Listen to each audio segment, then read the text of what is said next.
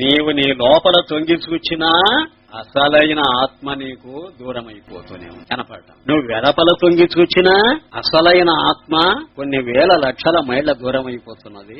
అసలు నువ్వు ఎటు చూచినా నీకు ఆ రహస్యం గోచరించటం. అది లోపల వెలుపల కాదు, సర్వత్రా వ్యాపించి ఉంది. అది అయినా నీకు కనపడ. దానికి ఏమని పేరు పెట్టారంటే భగవత్పాదుల తర్వాత సురేశ్వరులు దానికి ఒక పేరు పెట్టారు ఏకాత్మ అని, ఇంకొక పేరు సర్వాత్మ అని. అది ఒక్కటే ఆత్మండి. అదేనండి ఆత్మ అనాత్మ అనేటువంటి తేడా లేకుండా అన్నింటినీ తనలో ఇముడుచుకున్న సర్వాత్మండి అన్న. సర్వాత్మత్వమితి స్ఫుటీకృతమిదం యస్మాదముష్మిముస్తవే. దక్షిణామూర్తి స్తోత్రం ఫలశ్రుతి శ్లోకం చదవలే? ఒకసారి జ్ఞాపకం చేసుకోండి. సురేశ్వరాచార్యుల వారి నైష్కర్మ్య సిద్ధిలో మాట వినలే? ఐకాత్మ్య ప్రతిపత్తి అన్నాడు ఆయన. ఒకే ఒక ఆత్మ అనేటువంటి జ్ఞానం నీకు కలిగినప్పుడే అది ఉపనిషత్ అనే మాటకు అర్థం. ఇప్పుడు ఉపనిషత్ అంటే రహస్య విజ్ఞానం అని మనం చెప్పుకున్నామే. ఎంత పెద్ద రహస్యమో చూడు. నీకు లోపల జీవుడు కనపడుతున్నాడు, అది రహస్యం కాదు. వెలుపల జగత్తు కనపడుతున్నది, ఇది రహస్యం కాదు. ఈ రెండింటినీ వ్యాపించి ఒకానొక బ్రహ్మాండమైనటువంటి తత్వం ఉన్నది.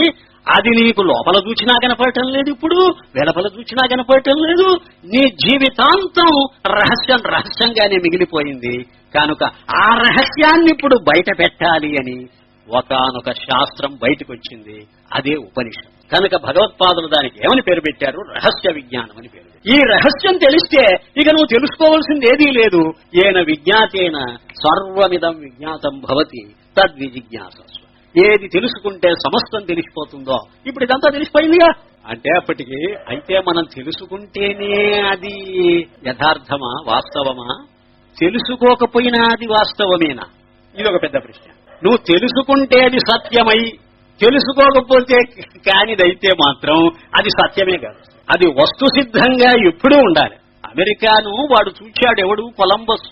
వాడు చూచినప్పుడే అది అమెరికా అయ్యి, వాడు చూడకపోతే అసలు అమెరికాయే లేకుండా పోతే అదేం అమెరికా?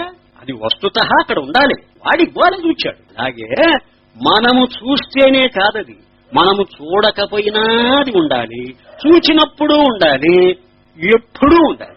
అదే అసలు సత్యం అనే మాటకు అర్థం. కనుక అలాంటి ఏకాత్మభావం, సర్వాత్మభావం వస్తుతః ఎప్పుడు ఉన్నది, అదే సత్యం.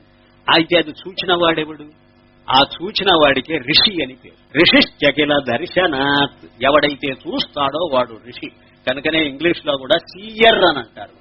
మహర్షులను ఎప్పుడు సీయర్స్ అని అంటారు. వాడు చూచిన తర్వాత వాడు మాత్రమే అనుభవానికి తెచ్చుకొని స్వార్థంతో బతకడు, 10 మందికి బోధ చేస్తాడు. అదే అప్పుడు పరిపూర్ణత. ఏనాస్య శ్రవణాత్ తదర్థ మననాత్ ధ్యానాచ్చ సంకీర్తనాత్ కదా. వాడు నిధిధ్యాసన చేసి ఏదైతే దర్శించాడో అది సంకీర్తన, 10 మందికి చెప్పాలి. కాబట్టి వాడు మరల ఆ ఋషి ఏం చేశాడనంటే మనకు బోధ చేశాడు. ఆ మనకు బోధ చేసేటప్పుడు వైఖరి రూపంగా వచ్చింది వాక్కు, పరారూపంగా వాడికి అనుభవం, వైఖరి రూపంగా బోధ. ఆ వైఖరి రూపంగా వచ్చిన వాక్యే ఉపనిషత్తు. ఇప్పుడు నువ్వు ఉపనిషత్తులను చూస్తున్నావే, ఇవన్నీ మహర్షుల అనుభవంలో నుంచి వచ్చినటువంటి రచనలు. వాడి అనుభవం ఏమిటి?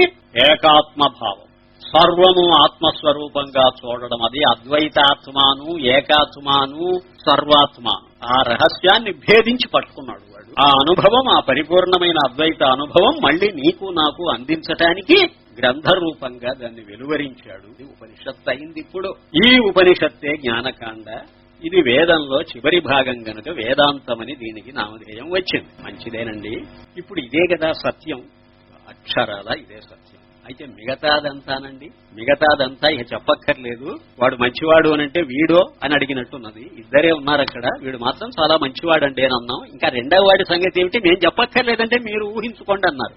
అలాగే ఇప్పుడు ఈ ఉపనిషత్తు ఎప్పుడైతే చెప్పేది సత్యమైందో ఇక మిగతా వేద భాగం బ్రహ్మాండమైన పొజిషన్ వస్తున్నది. ఇప్పుడు భయంకరంగా ఉన్నది. ఇప్పుడు ఉపనిషత్తే అస్సలు విషయం బయట పెట్టింది కనుక అది సత్యం. మిగతాదంతా ఏం కావాలి? అసత్యం అనిపించుకోవాలి. ఏదండి? కర్మకాండ. ఇంకా ఏదండి? ఉపాసనాకాండ. చెప్పక్కర్లేదు. కర్మకాండ, ఉపాసనాకాండ అసత్యమా అండి? అక్షరాల. ఎంచేతనండి? అసత్యాన్ని చెబుతున్నది కనుక. అసత్యం ఏమిటండి? త్రిపుటి. కర్మకాండ త్రిపుటి లేకుండా చేయగలవా? త్రిపుటి లేకుండా ఉపాసన చేయగలవా? కనుక త్రిపుటే అబద్ధం. అబద్ధం మీద ఆధారపడ్డది నిబద్ధం ఎలా అవుతుంది? అక్షరాల అసత్యం.